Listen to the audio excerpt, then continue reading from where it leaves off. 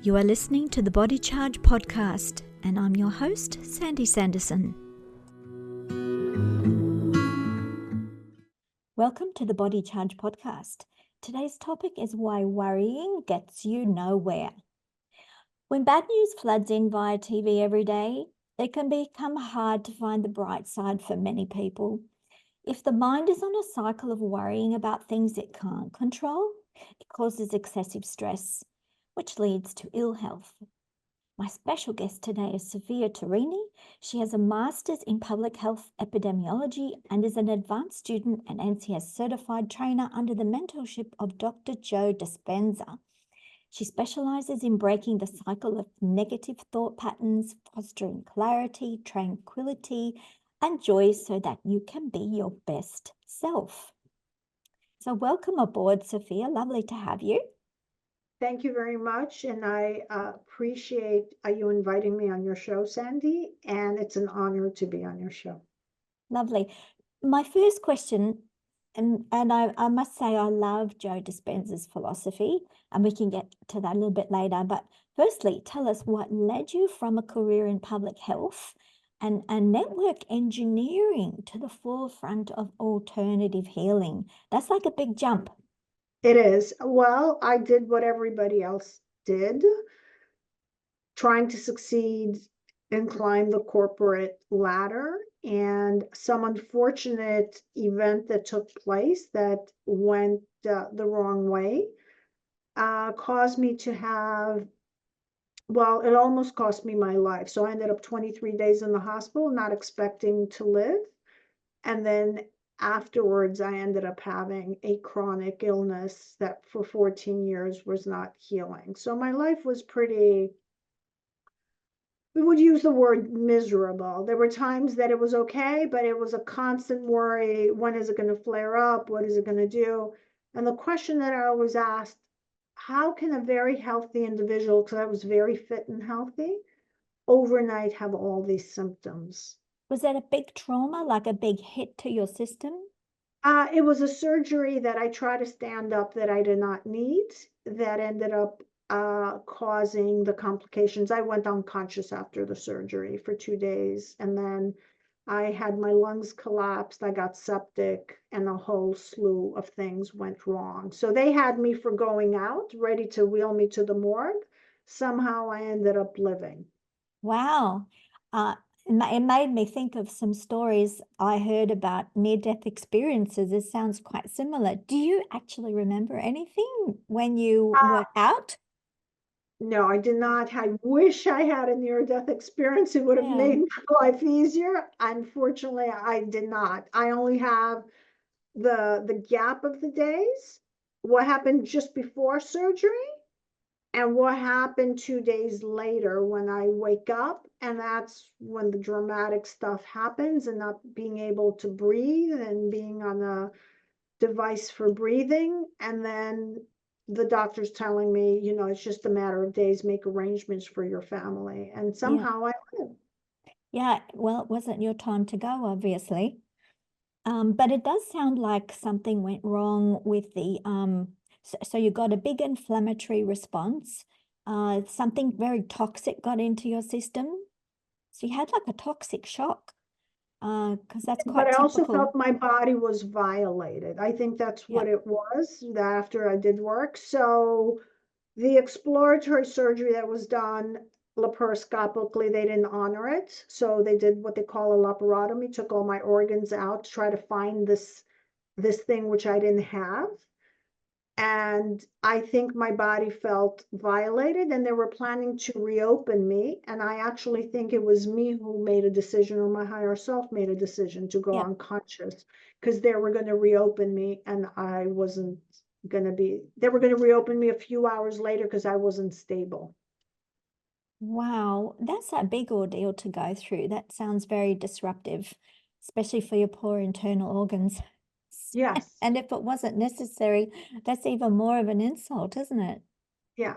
I think that's what kept the condition felt as violated. And somehow along the way, well, I had a great physician at the Mayo Clinic, and they did want to remove some of my organs, which I refused. And it was a constant struggle. had a wonderful physician, but every time my psychological state was off or something stressful was happening, I was back at square one. And that's when I decided there has to be another way to heal, Yep. because I was going to slowly now arrive to my death. So it was a deterioration. So it would have been a slow death. Had it been a fast death, I probably would have been gone.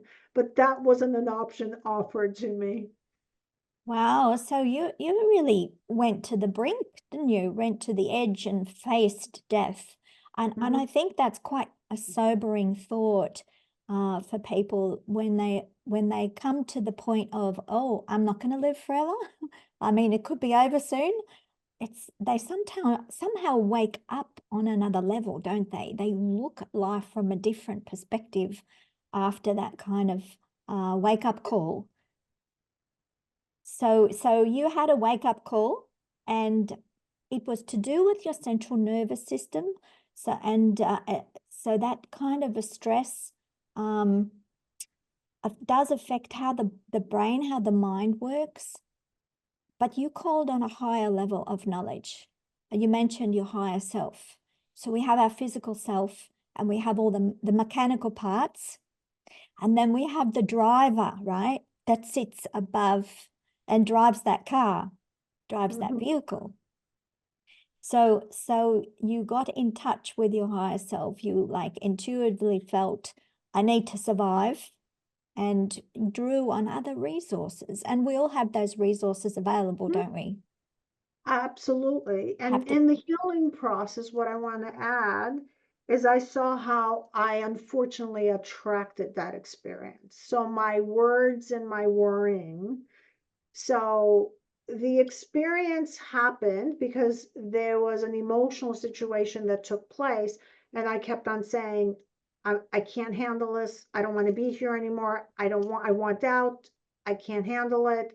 And I was repeating it. So what did the universe give me? An experience to be taken out. So right. So that while there was your are no, fear. yes, yes, Your fear, and fear attracts the very thing that we become afraid of. We give it energy, don't we? We give it energy, and it brings it to us. It's the old saying, the biblical saying, actually, ask and you shall receive, right? That's what it really means, good or bad. correct. And I didn't know that at the time. So now I realized I attracted it. So in order now to go back and reverse it, number one, I had to, first of all, I had to let go, since my background is medical, this limiting belief that I was told that this condition will never heal. And pack up your stuff because after I lived, because you'll never work again. So that's what I was told. Even after I was getting discharged, there's not a chance in a million you're going to work. So I had to let go of that belief, but I also eventually had to forgive the event. And the hardest one is to forgive myself for having attracted that event. It's hard because we have to take some responsibility in participating in, and it's always easier to blame someone or something else. It's their fault.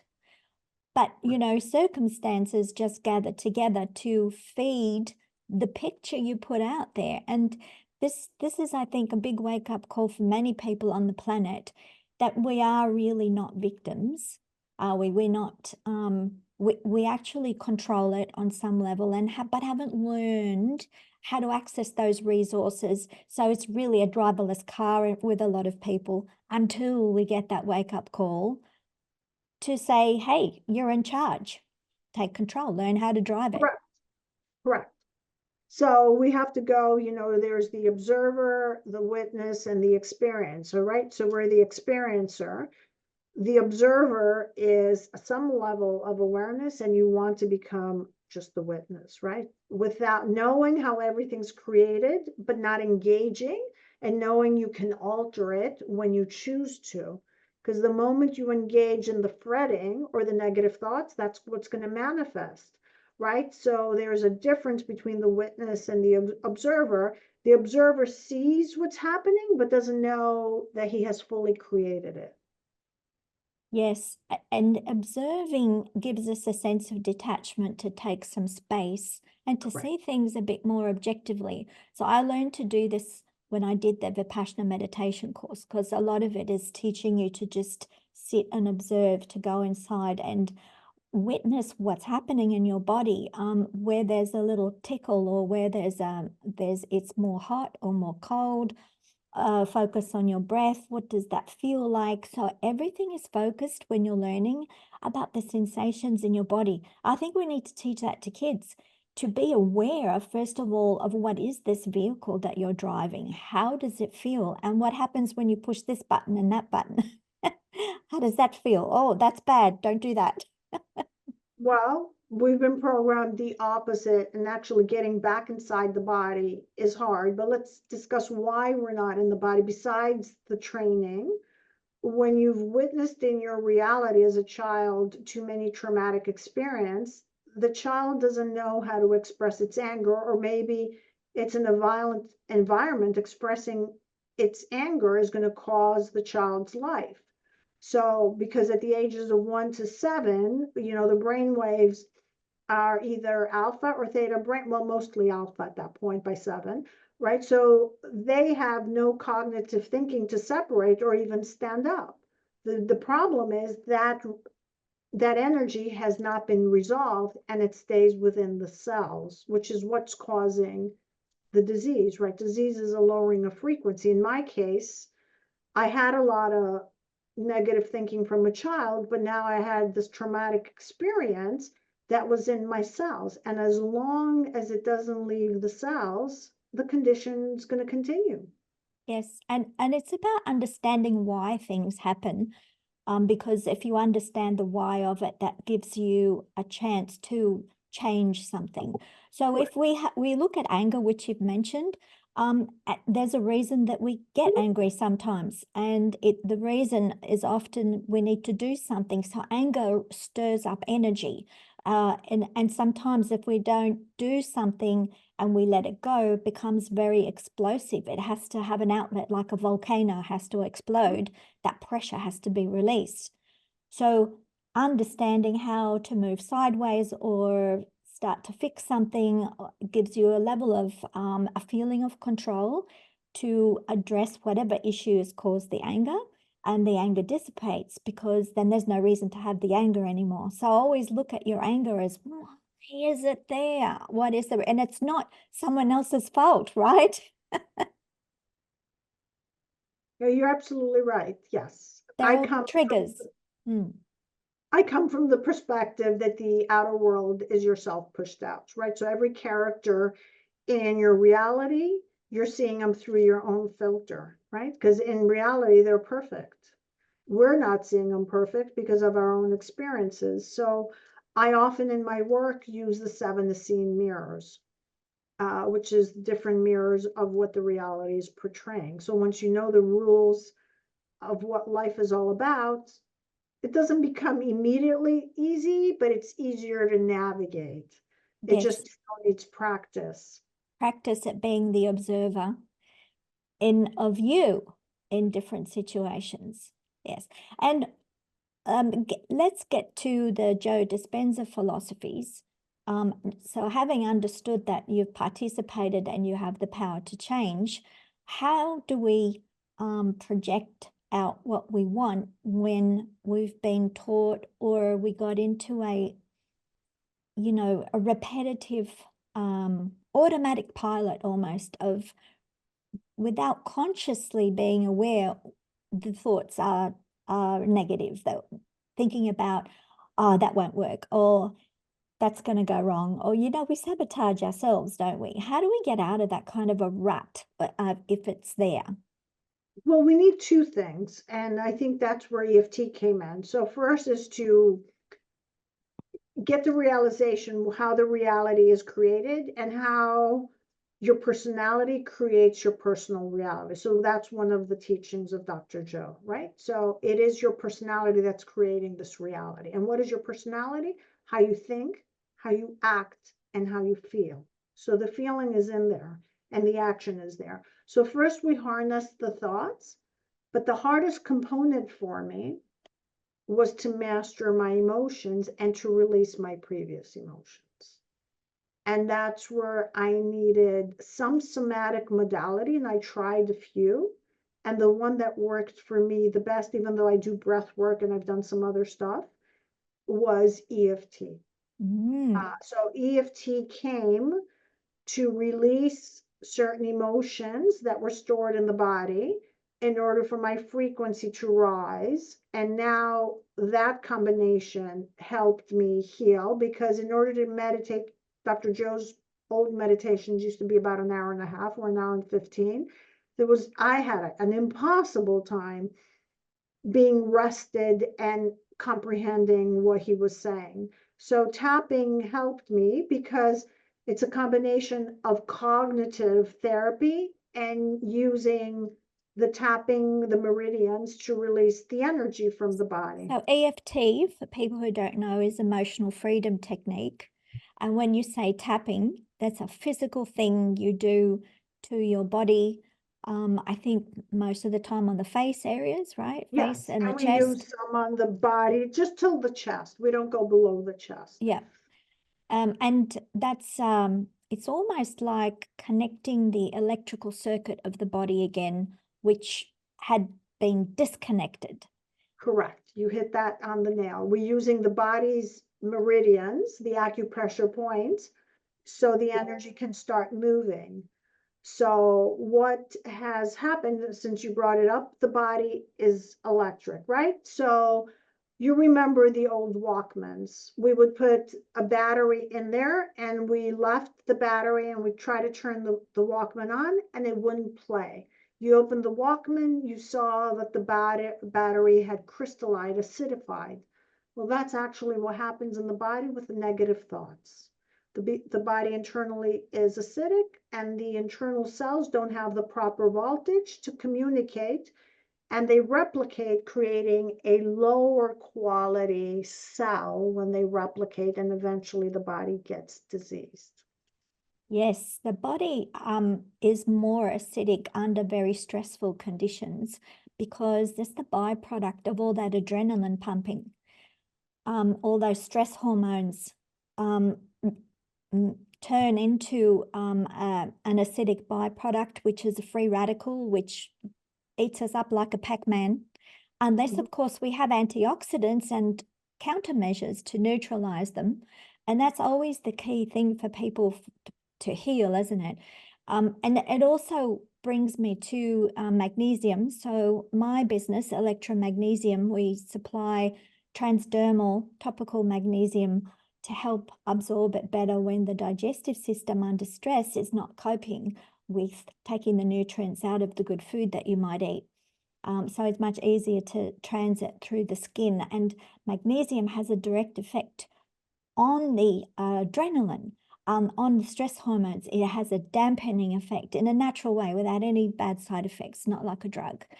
It's just what the body naturally uses to control the calcium. So when you have a lot of stress and you're pushing the envelope and you're feeling like the pressure, that's the adrenaline is helping to push calcium into the cells, which is tightening and hardening. And so that's what forms those breakdown crystals in the battery you talk about in the Walkman.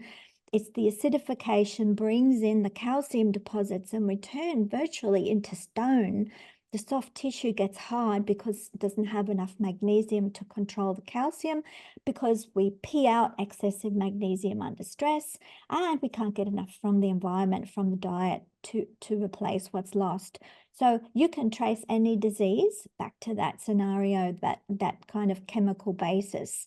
So being able to control your thoughts and your mind and how it works, and be the master of your nervous system is a major turnaround in how to drive that car better, right?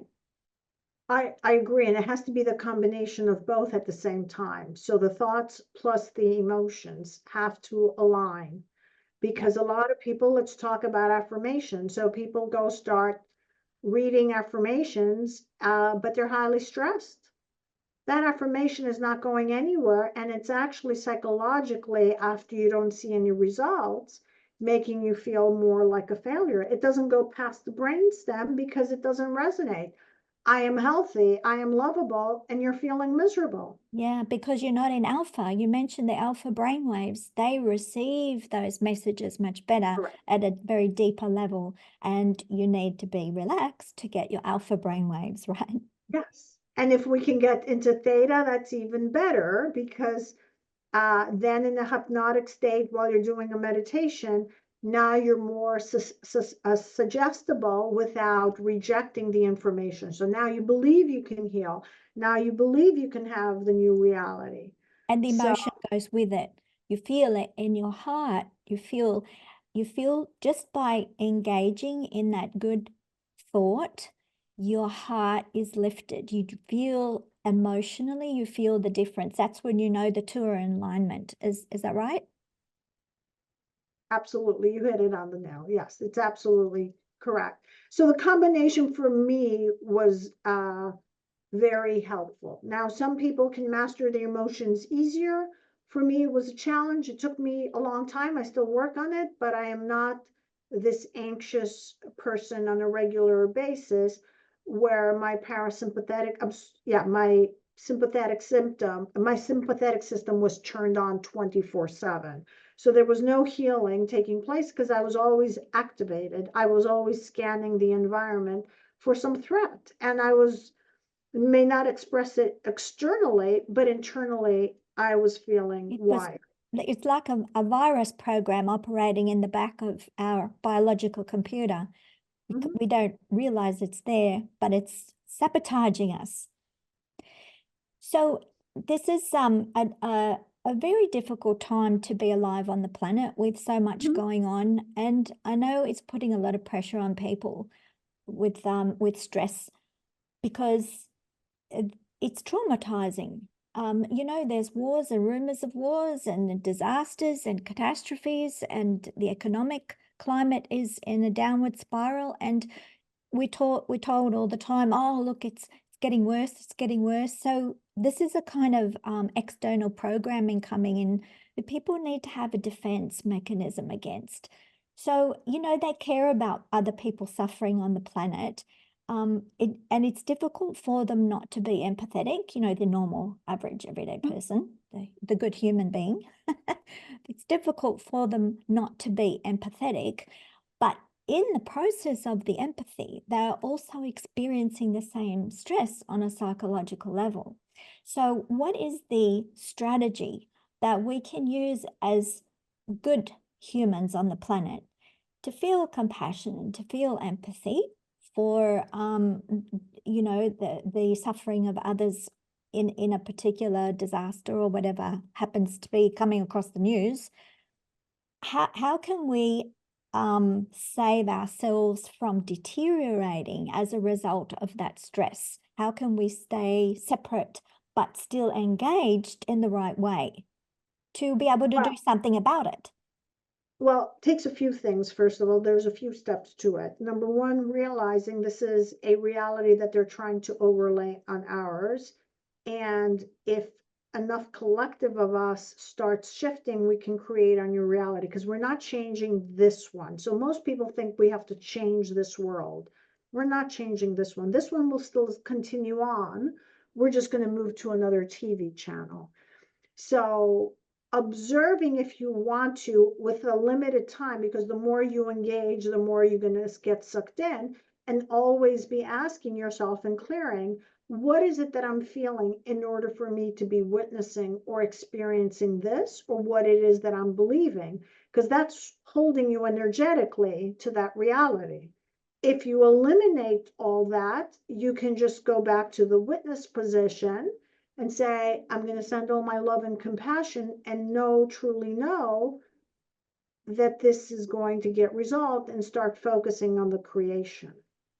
Because when you get pulled down, you cannot create if you get angry, you're actually contributing for that reality to still continue because it's feeding off your three bottom energy centers, this overlay reality. This is not our true reality. And I would recommend or suggest to people to watch the 13th Floor movie or Westworld, where it shows where in various layers of reality. So we don't want to feed this reality too much. No, Did that absolutely. answer that question? Oh, yes, yes, it did. So we can, I call it thinking to the other side. When I go to the dentist, I don't really like that process of, having a scale and clean and disrupting all the gum areas and ouch, ouch, ouch. And I'm always in fear that he's going to find another filling. So I because I've done the Vipassana meditation course, I think, no, that's my little ego chatterbox, sit in the corner and behave. And I think to the other side. So I take a deep breath and I try and I calm everything down and I think about when it's finished, how good it's going to be. I just keep focusing and thinking of that better scenario. And before you know it, whatever process, is finished, it's over because it's all temporary and nothing lasts forever. So you have to think to the other side of that temporary gap, which is the unpleasant thing, whatever it may be. So I want to give two examples so it's clear for people. So I can't remember, it was the week before the internet system went down in the US, something went with the airlines. Yes. So pretty much most people had no internet. Well, it didn't happen to me. Everybody kept on asking me, how come you still have internet? And I didn't want to know the reason. So they kept on, didn't you read the newspaper? I had read months ago that there's going to be some sort of an internet going down. And I said, I'm not going to engage because in my reality, I choose not to have it. So a couple of people I work with, they had no internet over a week. And instead of going online to find out what the reason was, I did not engage. My next door neighbor kept on asking me and wanted to give me the reason. I said, I don't want to know. I don't want to know. And it turned out of the majority of people having no internet, nothing happened to me at all. Why is that? Because this was a hologram within the hologram. I did not engage in the overlay reality, the reality that they wanted me to experience. The Yes, same. I, The, I have similar experiences when I went traveling and I was young and innocent, but I had this belief or knowledge that I was always protected. So remember that old cartoon, Mr. Magoo? Oh, Mr. Magoo, you've done it again. He was kind of blind and he kept walking through circumstances which were very dangerous and he came really close. But always something came along and directed him in a different, and he was oblivious to actually the dangers that it had come close to. He didn't even know. So I've always felt in my life I was like a little bit of a Mr. Magoo. And I think it's because I naturally, even as a child, took on this mindset that you've been describing, that it's always going to be okay. And I think that helps us tap into that universal intuition. We tap into another level of knowledge outside of this physical body. Absolutely correct. And the other thing I do is I try not to engage with the news and the weather, because I like to go biking and be outdoors. And I have a few people who are into the news. It's going to be thunderstorms. Somehow within the rain, there's about an hour and a half that I can manage to go biking because I try not to engage. I'm not always successful because it's today I didn't succeed in it, but the majority of times I am pretty good where I don't fully connect and I get a pocket for an hour and a half and I am free from these thunderstorms that they say. Yes, and exercise is very good. Get more oxygen into the brain. Watch something funny like Monty Python's Life of Brian, and that brings to mind the song, Always Look on the Bright Side of Life, which is easier to do when you can laugh. Yes. So we're coming to a close. Can you give people your website or however they may be able to connect with you and what you've written and what you do? Absolutely. So my website is tapintourbestself.com. I offer a complimentary 20-minute consultation. I have a lot of information and some research I also have blogs that I write regarding timelines, healing, the 7 Essene mirrors, the Kabbalion, so various teachings of that nature. And I also teach Dr. Joe Dispenza's course, Change Your Mind, Create New Results. So I offer a combination of EFT services and the course, and I also do intuitive readings when they can't find what pattern is being stuck in their life when they're trying to heal themselves or break free. Is it the I'm not good enough pattern, or what is it in their life? Yeah, find the roadblock. The roadblock. And I love helping people. And when I'd like the audience to know that everyone has the ability to do that. So there's not one person that is special, and they have the ability to find more happiness and more calmness in their life and become their best selves. Yes, and the best self walks along the path of what you came here to do. So our divine mission, we all have important things to achieve and to do, which is why we're here. There's always a big why, a big reason, right? Yes, we all have a mission, but I think there's a second reason too, to finally bring heaven on earth versus hell on earth that we've been experiencing. So, because heaven is not another location, it's actually right here, we're just not perceiving it. Yeah. So, to complete our mission, to remember who we are and help all the other individuals who are headed that way, but to create the reality we truly want. We have to change that channel, right? Mhm. We don't need to watch the horror movie anymore. Yeah, I'm up for that.